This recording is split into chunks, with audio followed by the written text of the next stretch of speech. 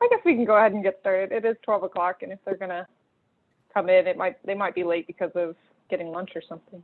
So. All right, Jennifer, Bill, do you guys have a preference on who kind of starts off? Jennifer's done a presentation already, or a conference already, so let's start with Jennifer. Sure. Well, I'm with the American Council of Engineering Companies of Georgia, ACEC Georgia, and our largest and oldest event is our Georgia Transportation Summit, which we've done for almost 30 years now in partnership with GAITE. And of course, it's regularly scheduled for fall. We usually hold it in November. And as you can imagine, we all determined pretty quickly that there was no way that we were going to gather 1,200 people into a ballroom in November. That was absolutely out of the question. And, even when we did have the handful of in-person meetings that we held, our event policy for COVID was that we would never, ever, ever hold an event unless we were 100% sure that we could do so safely with enough space between everyone seating-wise and the reception area, so on and so forth. With 1,200 people, as you can imagine, that is not possible in just about any venue at the height of COVID. So we postponed the event with fully intending to have it in the spring, of course, hoping that things would improve. But even if they didn't improve, we actually managed to secure the entire Classic Center in Athens, including their theater. And by restricting in-person participation to just 450 people, we guaranteed that in the theater there would be 3 seats between everyone, that we would be able to release people from the space sporadically so that no one would crowd into the hallways. And they went from one gigantic theater to one gigantic hockey rink where they ate lunch. So we felt very confident in the Classic Center for their ability to be able to host us in person. Of course, with only being able to host about 450 people, that left about 1,000 people who would normally be at the event with, not being able to attend. So we decided, of course, that we would do a hybrid event. We wanted, number one, for anyone to, who regularly attended, especially as a sponsor, to have a great experience. We didn't want to have a shaky camera or someone just holding up a computer for a Zoom meeting or anything like that. We wanted it to be like watching a television show. And so we did a hybrid event. We allowed sponsors to have a limited amount of people depending on their level of sponsorship. And by the time we finished selling sponsorships, we didn't have any seats available. So anyone who wasn't a sponsor, and actually a lot of our sponsors just participated 100% online. So in order to make that valuable for them, in order to make them feel like they were in the room and they could participate and talk to speakers and interact, we paid a lot of money to have a virtual platform and all of the AV equipment that goes into, producing such an event.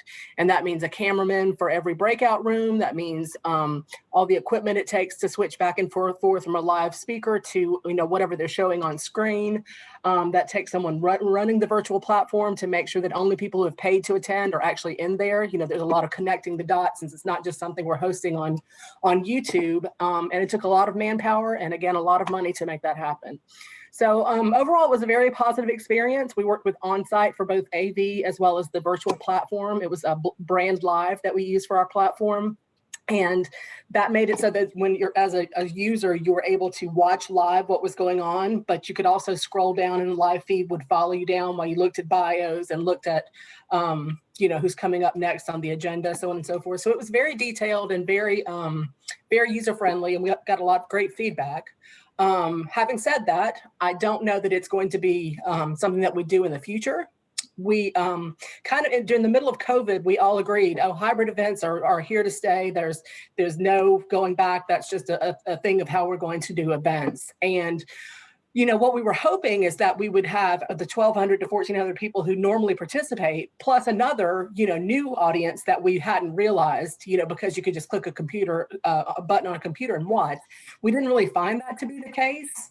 And so we're kind of questioning or rethinking how we feel about hybrid meetings, because, of course, we want anyone who wants to participate to be able to participate, but with something that has networking as such an integral part of it, like the Transportation Summit does, we're thinking hard about whether or not it's worth it to diminish the networking aspect of that.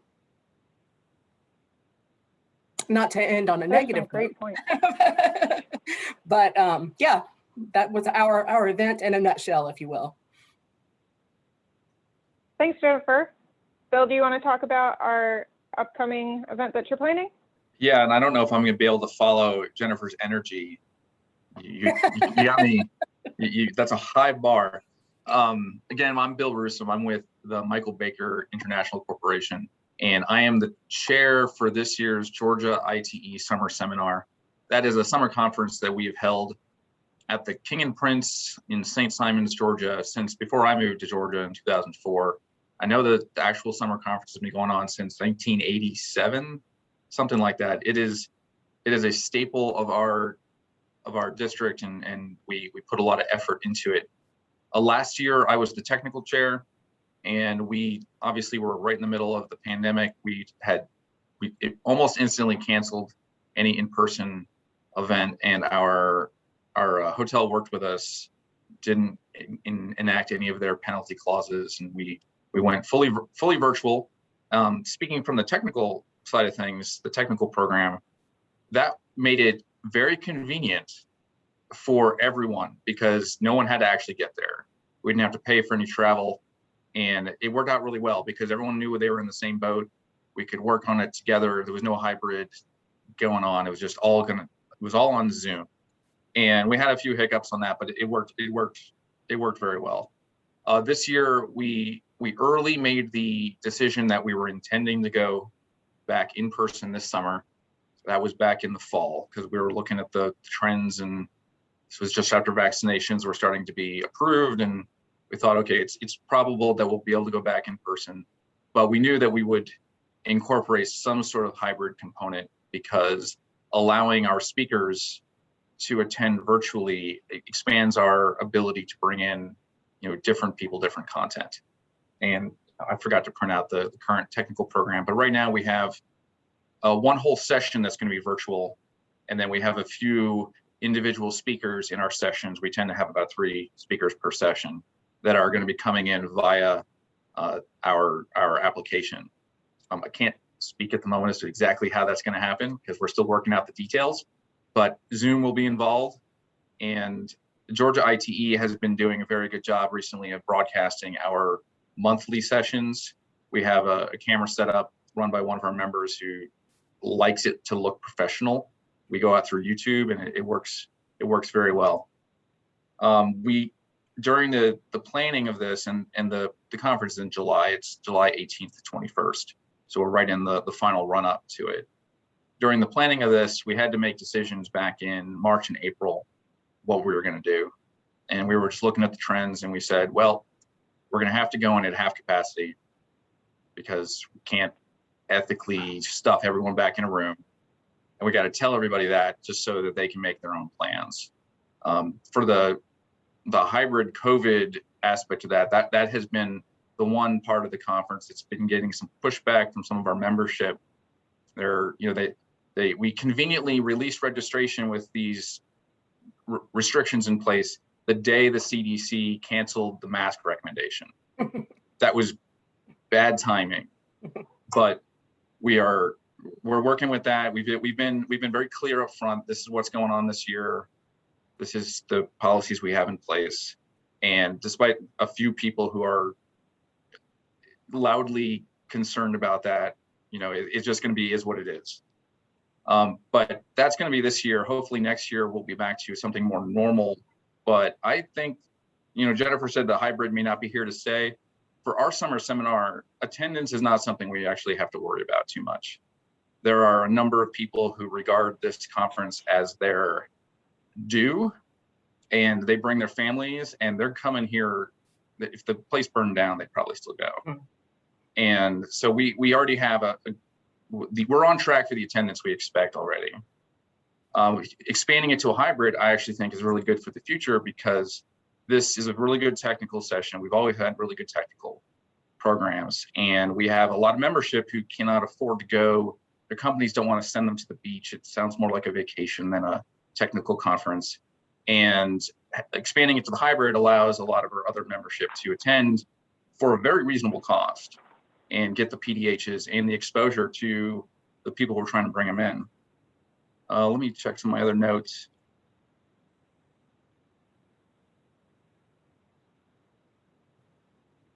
I mean, that's pretty much what I had written down to start off with. This is the point where we would go back to Kate and open up for questions. We actually did get a question that came in through the chat, and then I've got some questions over on the side that I can ask you directly. And anyone that's listening in right now, if you've got questions, throw them up in the chat for us, because that's what we want this session to be, is very question and answer about what experience these people have had with planning the events and implementing it for Jennifer, so that you guys can get whatever specific questions you have about planning your own events. Obviously, this is still a moving target for how these events are going to go in the future. So we're just trying to share experience so that any things that we've learned already, you guys can apply. So the question that we did get from the chat so far is, how did y'all change the layout or the logistics of the agenda for each event? For example, did you split it out over several days, or reduce the content, or increase the breaks, things like that? Well, I mean, speaking for the Transportation Summit, which again was in March, we were still very, very, very COVID aware. Vaccinations were just getting started, but I treated it as if, you know, everyone in the room could possibly be infected. And so we did, we did not do a registration. We had people come in, you know, we lengthened the registration time so that people could come in, you know, instead of having just 20 minutes to get in and get your seat, we made it as long as possible so that people would filter in more slowly and not crowd as much. We spread the name badges all along the entire atrium of the Classic Center so that it was well spread out, so that no one would have to like clump up. We didn't make it mandatory for you to actually get your name badge. Normally we do, that's kind of your ticket to the event, but we sent digital tickets through the Classic Center so that if you had to have it to know where your seat was, and every single seat was assigned. So we really made it so that registration was a bit more leisurely, if you will, and you did not have to come into that room if you didn't want to. You could have your ticket, go scan in, and go directly to the theater. Once we got everyone into the theater for general session, we told them we're not going to release you for breaks, because my biggest fear was ingress and egress of the breaks and moving people around. Once they're in the theater, they're safe. We had 3 seats between absolutely everyone. There's plenty of distance, but when you tell a group to come and go, they're going to naturally kind of clump up.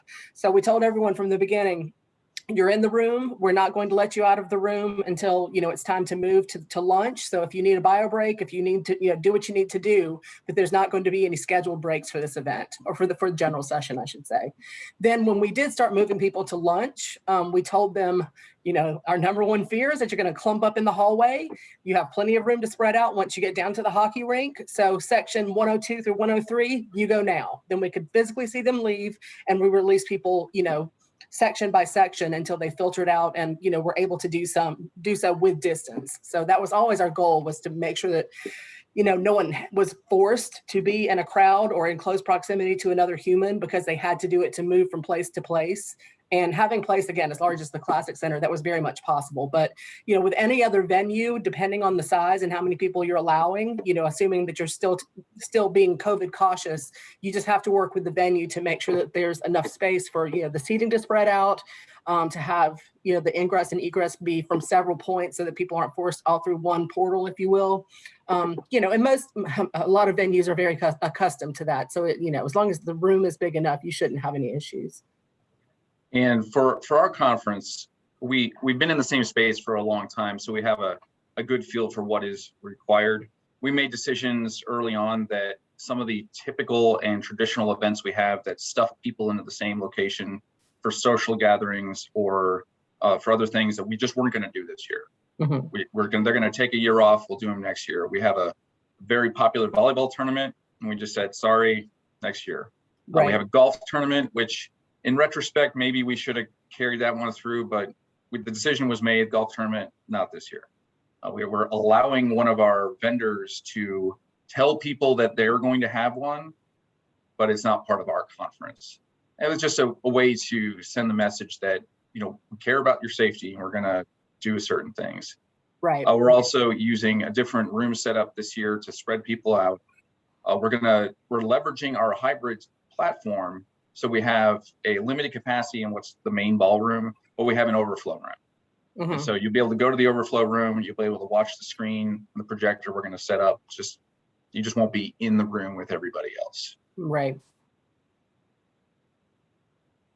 Bill, I'm going to add to your response. The summer seminar did actually reduce our technical session. We usually do concurrent sessions on one of the days, and we decided to just do one session at a time.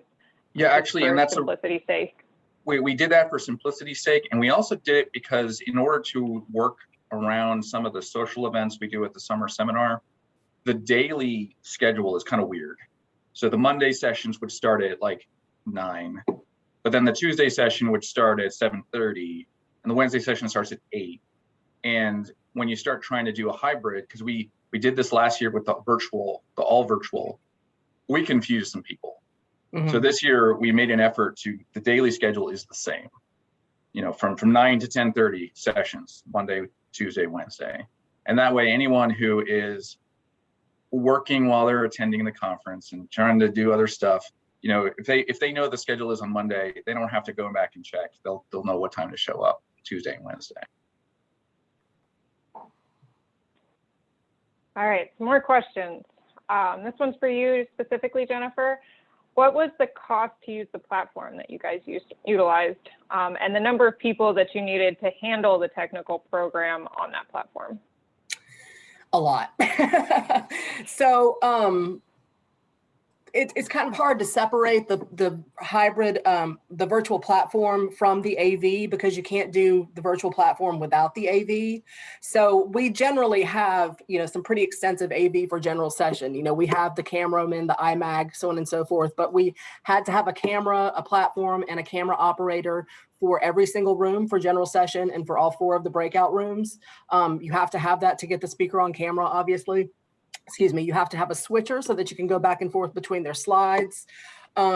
We had a team of probably just working the back end of the virtual platform. I would say probably about 15, including a dedicated staff person whose only job was to field emails from people saying, I can't get in, and then making sure that they were, the people had to have their email in order to allow them, because again, we charge for the virtual platform. So we couldn't just open it up like a Zoom call or, put it on YouTube. It had to be a protected platform.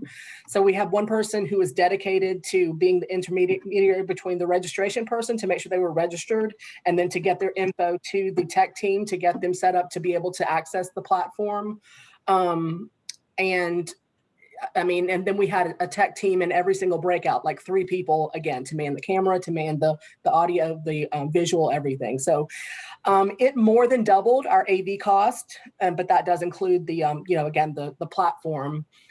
And we paid, honestly, more than $100,000 for it. Was there a second part of that question that I missed, Kate? No, I think you got it. It was the number of people to handle the technical program part. Well, and that's hard to answer because, the Transportation Summit is mostly driven by sponsors.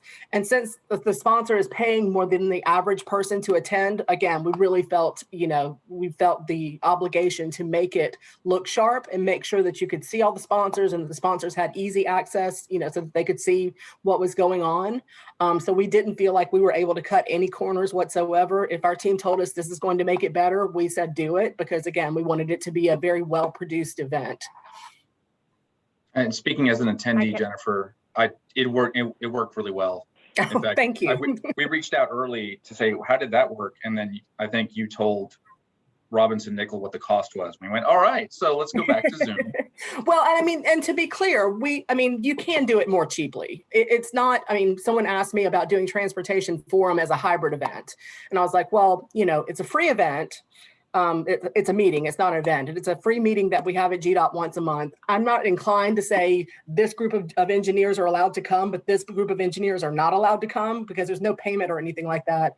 And they were like, well, it's really easy, right? You just put the computer up in front of the speaker, and it's not, because if the speaker has slides, you have to be able to see the slides, and the speaker is going to be distracted if I'm awkwardly standing in front of him with a camera or a laptop or something like that. It seems like it might be something easy to do and to do cheaply, but it's really not for the user to have any sort of rich experience. Now, going forward, we may do a few of our meetings hybrid, like our economic outlook and such, but our plan, if we do decide to do that, is to invest in some equipment ourselves. to get the switchers so that we can go back and forth between the screen and the live speaker, to get our own camera, and to have a team member dedicated to doing that. But we're not going to do that until we're confident that we can, again, do it well. We've got 2 follow-up questions to this topic. One, were the tech support people volunteers, or were they? No, they were part of the on-site team. And again, we had one of our staff people who were dedicated to just running interference between our guests and the AV team, the tech team. But the tech team was also the AV team was also on the same team as the people who did the virtual platform. So they were one team, yeah, but definitely not volunteers.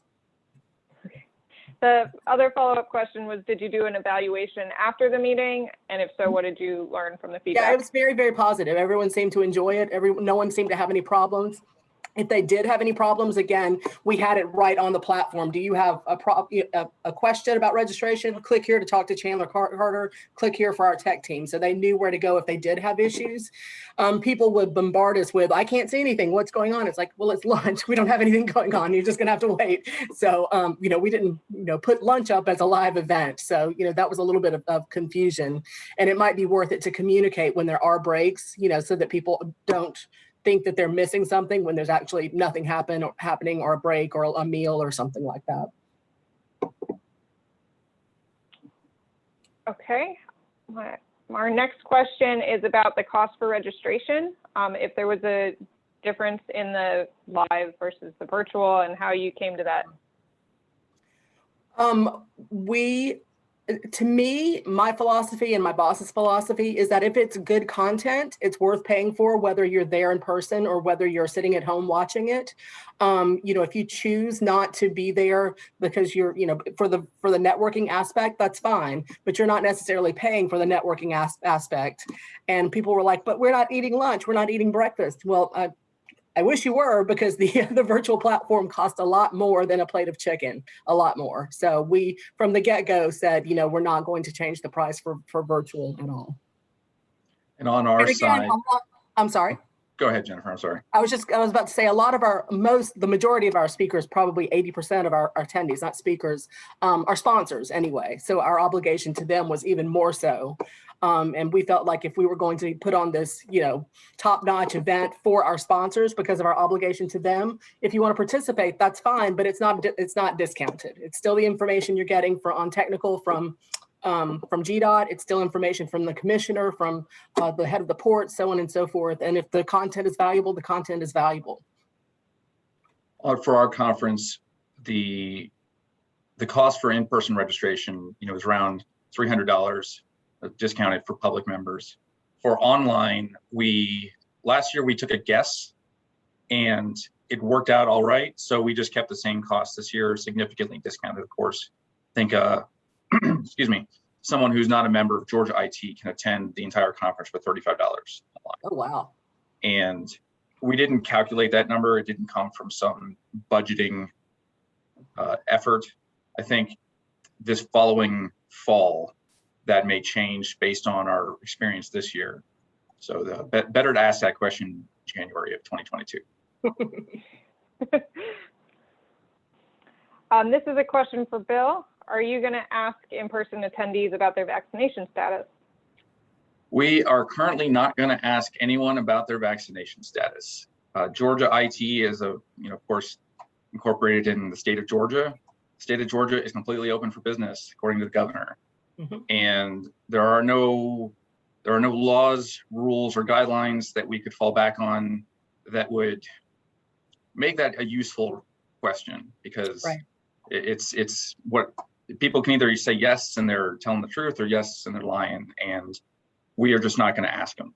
Mm-hmm. Now, currently, the policy of the conference is that within session space, there's some grayness here, but I'm not going to go into it. Within the technical session space, everyone is required to wear a mask. This is June 23rd. Our meeting is in a little less than a month. In about a week, I'm going to send a evaluation of that policy to the Georgia IT board with a recommendation. I don't know what I'm going to recommend yet. And we'll let you know if you're a member. Just to add on to that, Bill, and not for the hybrid, not for the Transportation Summit, but COVID related, not hybrid related, but we did just host our Georgia Engineers Summer Conference. And every other event that we've had in person, we have always shared our COVID policy, which is you are 100% required to wear a mask, at all times. The email that I sent before summer conference is that we're relaxing that policy. We're not going to be the COVID police anymore. You're a responsible adult. If you're vaccinated, go without your mask. If you're not, you do what you need to do to protect yourself, because I'm no longer in charge of protecting you. You know, it's now your personal responsibility to do what's best for your health and safety. Our next question is about engaging those that were not at the conference. Were you able to engage the people who were only there virtually, or were they more passive observers? For me, I think that's going to be for you. We had a volunteer at the tech table of all the breakout rooms, as well as, well, not for general session because there was no Q&A during general session, but there was a volunteer there that was monitoring the Q&A. And so they would take the question and say, okay, I have a question from Kate Shearin for Albert Shelby. Albert, Kate wants to know blah, blah, blah. So we didn't pop them up on screen and have them talk as we originally planned to do, because it just would have been a little bit more awkward than it's worth. But we did have 2 volunteers at each tech table to field those questions, and a microphone to ask it of the speaker as if they were there. And that is actually what we are planning to do for our conference. We will have a Zoom moderator whose job is to take the questions that come online, and then during the portions of the sessions where we have question and answer to feed those up. Our next question is kind of similar about that interaction between those that are online and the ones that are in person, but it's more about the presenters. So I know the Transportation Summit did have some virtual presenters. How did you handle when they were in person and virtual? Well, it was a little tricky because we didn't realize that, well, I didn't realize that we were going to have virtual presenters until I was told so by GDOT. And we had discussed it a little bit early on, but I had not heard that anyone was presenting virtually. So we found that out about 2 weeks in advance. And it was a little bit of a scramble because, you know, my lighting right now is actually kind of bad. We wanted anyone that was presenting online or from their home or their office to have like a lighting kit, to have a mic kit, to have everything that they needed to do a good visual presentation and not make it freeze up or anything like that. So their connection had to be better than just internet, and they had to work with our tech team to get their settings properly set so that there wouldn't be any glitches. It added about $14,000 to our bill to do so. And when the speaker was speaking, they would be on the screen. You know, we had large screens in every room. The speaker would be on the screen, and then the people who were in the room could type questions to them, and they could also see and hear him as well. Oh, I'm sorry. I should say that the speaker could hear the people in the room as well. Okay. Bill, do you have anything to add about how you guys are planning? Well, we are in the middle of figuring out exactly how that's going to work, because I mentioned we have some sessions where we have split in-person as well as virtual presenters. We're working on it. It's going to be a challenge to make it work smoothly. We've had a recent tradition at Summer Seminar of having a roundtable of various experts. And I'll tell you that the roundtable last year that was all virtual it did not work as we would have cared for. It ended up being just a few presentations, and it wasn't a roundtable. We're doing something similar this year. Hopefully with those lessons learned, we can make it function more as the conversation back and forth between our experts. But at least 2 of them will be present, and at least 2 of them will be virtual. And that's going to be, it'll be interesting to see how well we make that work. In your opinion, should you have more sessions or presentations pre-recorded as opposed to doing them live? Could you consider the meeting hybrid if you record the sessions and show it in another format later? Well, we did record all the sessions, but we didn't want to have pre-recorded speakers because we wanted to make it more interactive for the people who were on the virtual platform. So if it was recorded, there would be no Q&A. There would be no addressing issues as they come. It would have been kind of what I would consider a flat presentation. And I think even from a speaking aspect, it's a little bit more subdued and maybe less informative if you're just performing in front of a camera versus what is a live audience. So no, I didn't. We had Griff Lynch who did a pre-recorded presentation and a video for general session, and he couldn't be there, so we accepted that. But especially for the technical sessions, we absolutely wanted it to be interactive and to go both ways. And we briefly discussed that possibility, but for the same reasons, we didn't include that. If we're going to have a pre-recorded session, we have other people we could go to bring good content. Would you consider, for the recording of the sessions that you did do live, offering a fee in PDHs and AICP credits for those recorded sessions if they were viewed later? So the recording stayed on the virtual platform for 1 month, and we had to pay for that. Like, we never got a produced video because it was a huge file. Like, here's something that you can share with whomever you want. That was not part of the deal.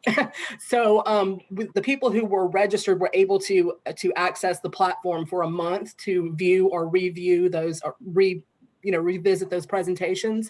But we let everyone know from the get-go that it's going to be there for a month, and that's that, because we had to pay for that hosting. And I felt like if you just told everyone you've got 1 month to watch it and that's it, they would go in and make the time to do it. But we didn't want to host it for another month or even a couple of weeks because of the cost of it for people who may trickle in or may not. Now in the future, what we're talking about, because again, our concern is that, we're a business organization. We're not a technical organization like ITE and such. We are most concerned about the networking aspect. So we want people, especially the presenters who tend to be VIPs, to be in the room. We may record someone talking and then, put it on our website for purchase later. That's something else that we're discussing. But, and what we're hoping is soon to be a post-COVID world. We really want everyone to, to be in the room so that they can take advantage of the business development access that we're trying to share with them. I can absolutely see doing that differently from a technical association. That's a different bird altogether. And on our side, I actually tossed that question to Kate. Kate, has Georgia IT done anything like that? We have not at this point. We have recorded them, but we have not offered PDHs. All of our PDHs you've been required to register for the event, and that's how you get your PDH. So if you view it later on our YouTube site, we didn't provide PDHs for those. And that's I think that's a good policy. Consider. It's actually a good policy because PDH reporting in Georgia is up to the engineer and on the the honor system more or less, but I would never want it to come back to me and say, hey, this person attended your event. Can you confirm that he or she attended this event? Well, how would I know if they watched it online unless they actually registered? So I wouldn't be able to honestly answer that. And I most definitely wouldn't want to get anyone in trouble by saying I can't confirm or deny that. Do you know what I mean? That's someone's license on the line, for goodness sakes. This question is for Bill, because I think Jennifer kind of already answered it with the platform they used. Are we going to be doing live streaming with the summer seminar to either social media or YouTube? That's the question. Is it going to be live streamed? We'll be live streaming to people who sign up for the conference with the online registration. We will have certain recordings available on our YouTube channel after the fact, but like Kate just said, it won't be PDH available. I don't know if we've made that final decision yet, or which ones or to whom. It may depend on quality. Just for everyone that is listening in, we do have a comment in our question box that ITE International has done several conferences where they did pre-record the presentations, but they did a live Q&A while it was being watched by the conference attendees, and that seemed to work really well. Jennifer, do you know how many people went back and actually watched videos in that month that it was still accessible? Not something that I monitored. Yeah, the day after the Transportation Summit, I like to delete all of my emails and forget for at least a week that it existed. I'm just kidding, but no, well, I had a few people, I would say probably 20 people who asked, how do I get in? Especially for people who attended live, we wanted them to have access to see the breakout sessions that they missed and such.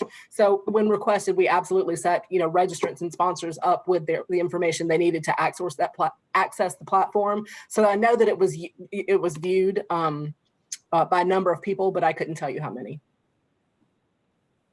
Okay. What were some of the lessons learned and adjustments that you probably would have made if you'd known ahead of time during the planning based on your understanding of a hybrid meeting now?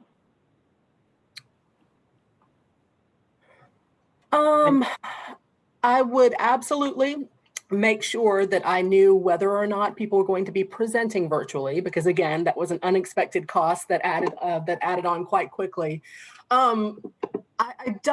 There's nothing major that I would do differently, except maybe try to communicate a little bit more with our attendees on how things would work. For example, telling them, when there's a lunch break, you're not going to see anything on screen because we're not recording, the lunch, or we're not videoing the lunch. There's a little bit more communication that could have been done well with that. But with the emails that I sent, I would send two emails, in person and virtual.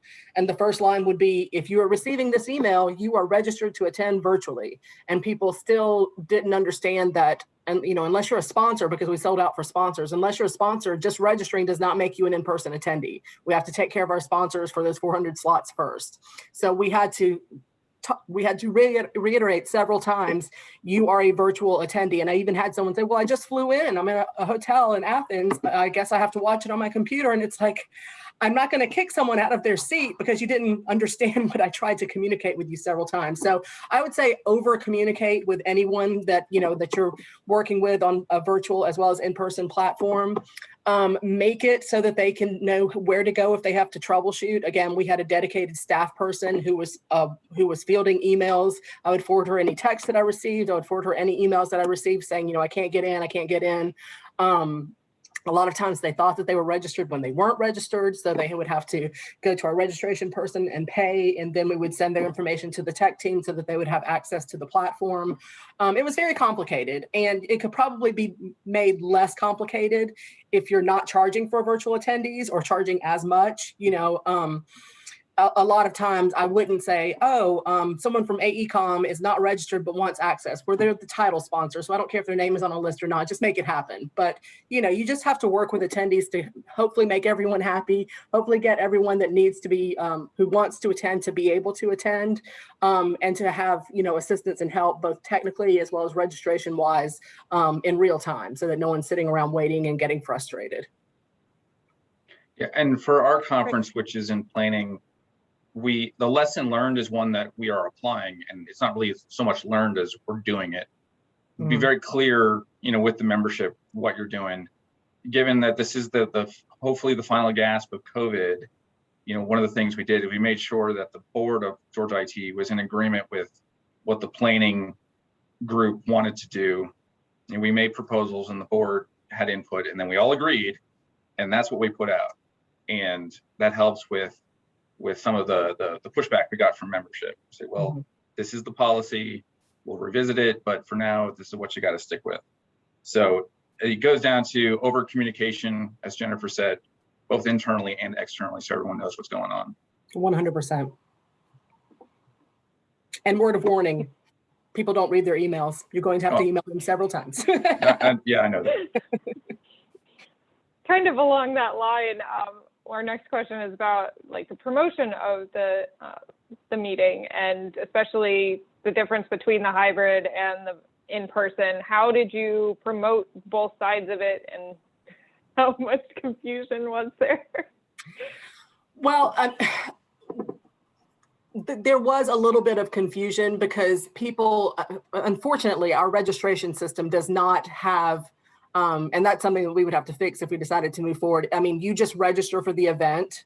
So anyone that registered, they got the confirmation email, and bold at the top, it said, you are registered to attend this event virtually. You are not an in-person. But then when we got to registering sponsors, they would get, it's like, oh yeah, shouldn't get that same confirmation, but they were. So that was our internal issue, and we had to straighten all of that out. But anyone who registered just said, okay, I'm going to register for the Transportation Summit. If they registered online, then they were automatically a virtual attendee. And what we tried to put in the communications, if you would like to attend this event in person, contact Jennifer Head, because at the time, the only way to attend the event in person was through sponsorship. And we decided that once, if I felt like we were done selling sponsorships, I told them, within a month, if we still have seats available, we'll open it up for registration. We didn't. We sold out to our sponsors, so that was not an option. So it was basically, and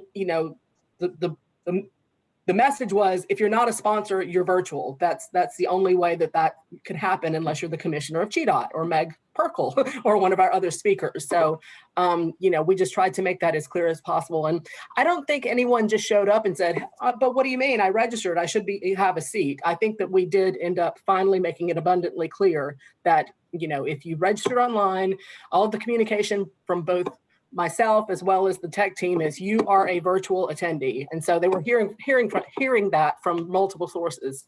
So eventually the message did penetrate.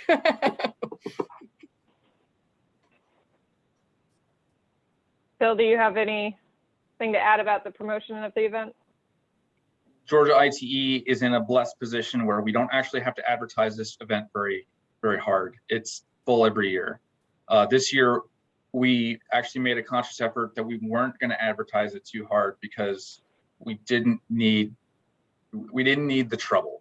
Mm-hmm. I didn't want to have to turn people away. Fortunately, I don't think that's going to be an issue, so that's great. I just took a note, thank you, Jennifer, that says I need to start sending emails out probably next week, beginning of July, to my two sets of registrants, the ones who are in person and the ones who are online, mm-hmm. just to say, you are in person or you are online, mm-hmm. just in case somebody's screwed up. So I'll let you know after I start getting emails back saying, wait, I thought I registered in person. Yep. I would absolutely start that now, and you'll send them 10 more times before the actual event. And to your point, Bill, Transportation Summit is not something we ever have a hard time selling tickets to. We did our normal email blast and such, but again, just structuring it so that to attend online, click here. To attend virtually, click here. If you want to be in person, you have to come to me, directly. Like there was no other way to attend in person. And speaking of our experience last year when we were all virtual, we've had very strong attendance to something that I honestly would have considered kind of a burden. It's like you're going to sit in front of your computer for 3 days watching sessions. Whew. Now I did it, but I was helping run it. But we still had very strong attendance. I think the minimum attendance we had in any particular session was like 80 people. Wow. So that was very good. That's a testament to your content. You're putting up things that people want to see. Mm-hmm. So this next question is just kind of to pick your brain. One of the concerns for large meetings is that the convenience of virtual meetings makes the in-person option less attractive and can mm-hmm. take away from the in-person experience. Local arrangements for in-person could become more challenging with things like projections for lodging and getting room blocks, event logistics, etc. What are your thoughts on if people would choose to do it virtually instead of in person? Is that a concern that you would have moving forward with a hybrid meeting? I think it depends on the meeting. I think both Jennifer and I are in the same boat where it's not going to be an issue for the summer seminar for the Transportation Forum, the Transportation Summit. Like some other event that is more central, it doesn't have a specific draw. Yeah, it could be troublesome because you have to get approval to get it reimbursed from your company. And if you have an expensive event that's set someplace that the CEO doesn't want to go, but what do you do about it? I don't have any good suggestions at the moment. Mm-hmm. I mean, I will say that for the summit, I thought that we would get some new audience from this, because all you have to do is click on it, and watch it in your pajamas if you want to. We didn't get the new audience that we anticipated. And we did put out an ad through our magazine, with that purpose to hopefully get new eyes on our event, if you will. And what we saw was, we had a total of 1,100 for both in person as well as virtual. So it was way down from our normal attendance. And I lost my train of thought. We just didn't see the increase that we thought that we would have by providing it to anyone who wanted to view it. You know, we were hoping that, especially with the transportation market being so interesting to people, to engineering firms outside of Georgia, we really thought that we would have, you know, more eyes from around other states who might be interested. Not getting that, you know, and I keep going back to, we're the business of engineering. One of our pillars is that we provide business development opportunities, and it absolutely would diminish the event if half of the GDOT VIPs decided to attend online. Absolutely. Do you think the reason why you didn't expand the audience was because of the price was still the same? That a lot of companies weren't spending money on going to virtual events as much? I didn't really, no, I don't think so. We never, I mean, we've had a lot more participation for our online events that we even anticipated. I mean, thinking back to this time last year when we were trying to do our budget going, I don't know, no idea what's going to happen. So I don't think that it was because people didn't necessarily want to pay for people to attend something virtually. I do know that the reason that a lot of people were not able to attend in person is because of corporate policy saying absolutely no conferences or events in person for any employee whatsoever. I mean, one of our $10,000 sponsors was not able to send a single person because of their international company's policy. So, I mean, no, I don't think that we had any less of an audience online because people didn't want to pay the fee. I will add one thing that we considered early on. Our keynote speaker this year is Meg Burkle for the Georgia Department of Transportation. And we decided early that we were not going to have a virtual keynote. With whoever is going to be our keynote is going to be present. And that eliminated some possibilities, because if you're going virtual, you know, you can reach for the sky, ask Transportation Secretary Buttigieg to show up. But for this year, it's like, nope, bring them in person so that everyone can see their face, ask them questions, see them in the hall, swim with them in the pool, whatever it is. 100%, us too. We've only got one question left from our participants. Jennifer, do you guys make money or lose money or break even with your conference? We actually exceeded our budget expectations by $15,000. So we budget very conservatively, especially during a COVID year, but we met budget and exceeded it slightly. So even with the expensive AV, we were able to mitigate some other expenses to make it so that we made budget. That's fantastic. Does anyone else on the call have any additional questions, any follow-ups to anything we've talked about? Doesn't look like it. I really want to thank, oh, we got one. Oh, nope, it was just thank you. Bill, best of luck with your conference. Thank you, Jennifer. I'm sure it's going to be a tremendous success. We really appreciate you coming on here and just telling us about your experience and letting some people pick your brain so that they can better plan their events in the future. If you guys have any follow-up questions, I'm sure Jennifer and Bill would be willing to answer some of those as well. Feel free to contact me. I'm Kate Shearin. I'm with the Georgia Department of Transportation, and I'm the past president for Georgia ITE. You can find my contact information on the Georgia ITE website. You guys have anything else you want to say? Any last-minute tips or tricks? I mean, if you're coming from a place of customer service and trying your best to please your guest and provide a good experience, you'll do great. And plan it early if you can. Yes. And communicate. Yeah, and Kate, I'm happy to help anyone or answer any questions from any of your attendees. And you can find my email on the ACEC Georgia website as well. Great. Thank you so much, everyone. Yep. Have a great day.